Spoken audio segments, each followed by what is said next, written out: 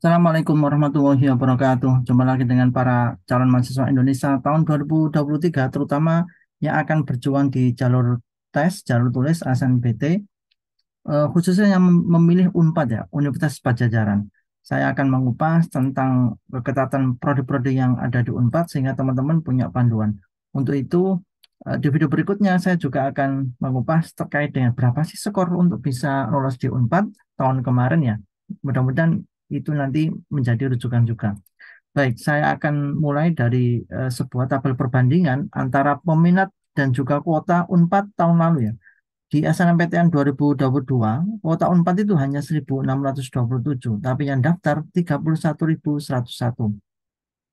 Bisa dilihat selisih kegagalannya itu 29.000 lebih. Calon mahasiswa tidak bisa tembus atau gagal masuk UNPAD karena jumlah pendaftarnya luar biasa banyaknya. Di SBMPTN itu kuotanya lebih banyak 2.688, tapi pendaftarnya juga berlipat-lipat 6.529, sehingga angka gagalnya itu 53.000 lebih. Nah, ini menandakan bahwasanya UNPAD salah satu kampus dengan peminat yang paling banyak, dan dengan peminat yang banyak menandakan persaingannya sangat ketat sekali. Bagaimana dengan tahun ini SNBT 2023, kuota UNPAD di jalur tulis itu 2.972. Pendaftarnya kalau merujuk ke tahun lalu ya sekitar 50 ribuan. Teman-teman pertimbangkan betul pilihan prodi karena itu menentukan peluang lolos tidaknya. Pilih prodi dengan keketatan yang tidak tinggi sehingga teman-teman punya peluang yang lebih tinggi. Nah, bagaimana peta prodi di Unpad? Saya bagi beberapa klaster. Klaster satu ini yang paling ketat, yang paling sulit ditembus. Ada apa saja? Ya, teknik informatika, psikologi, farmasi, pendidikan dokter, dan FKG, dokter gigi. Ini prodi yang paling ketat di Unpad, mulai dari angka 1 sampai 2 dan 3% saja peluangnya. Hati-hati betul, bayangkan peminatnya ribuan, 2.000, 3.000, 1.000, ini menandakan betapa yang berminat di Unpad itu sangat banyak sekali.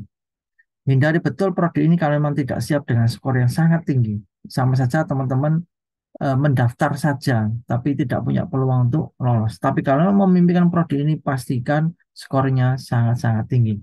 1, 2, dan 3% saja peluangnya. Di klaster kedua ada ilmu keperawatan, kedokteran hewan, teknologi pangan, peternakan di kampus Pangandaran, dan statistika. Ini juga masih sangat ketat persaingan di 4, 5, dan 6%.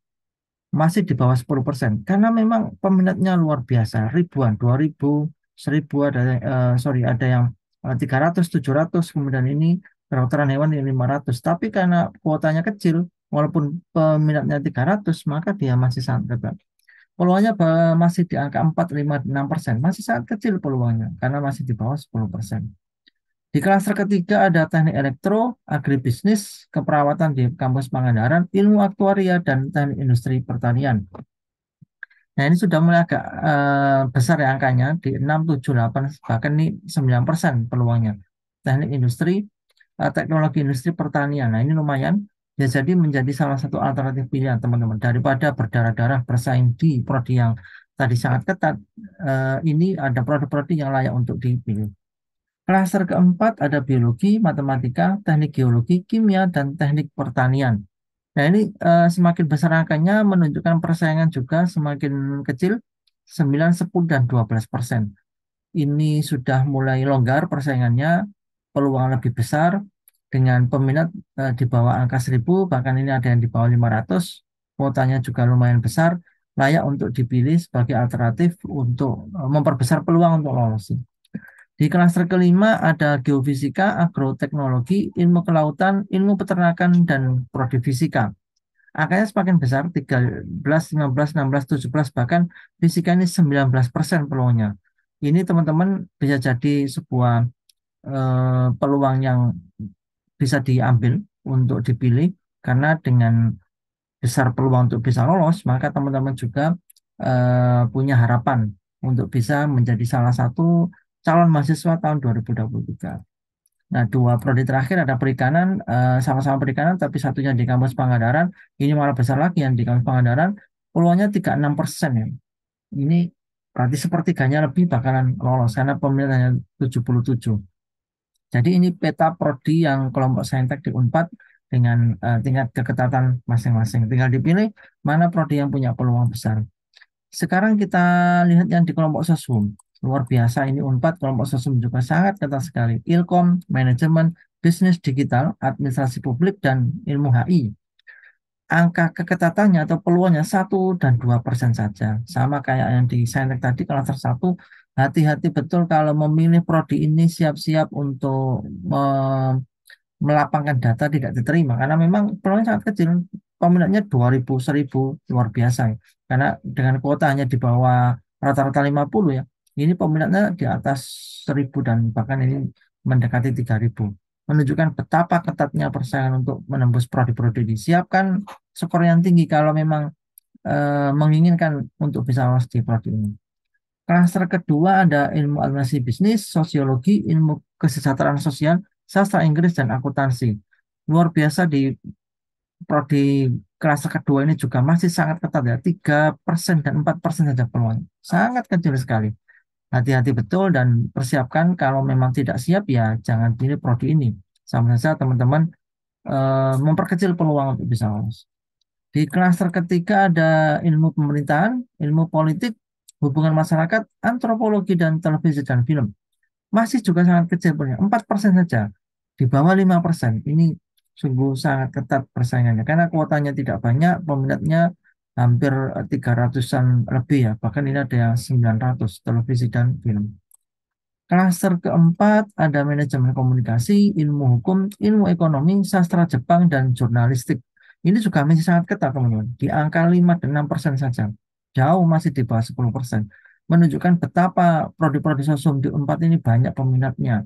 Karena penduduk Jawa Barat itu besar, kampusnya paling besar ini juga ada Unpad. Jadi banyak memilih Unpad untuk mimpi perguruan tingginya. Sehingga menumpuk pilihan-pilihan di prodi-prodi yang ada di Unpad. Klaster kelima ada ilmu perpustakaan, ilmu sejarah, sastra Perancis, sastra Indonesia, dan administrasi bisnis di kampus Pangandaran. Ini agak lebih besar, angka keketatannya di angka 7, 9, dan 10%, tapi masih di bawah 10%, kecuali yang administrasi bisnis di kampus Pangandaran sudah di angka 10%, ini lumayan ya, lumayan peluangnya besar, walaupun kuotanya 16. Jadi, tapi paling tidak ini menjadi alternatif pilihan.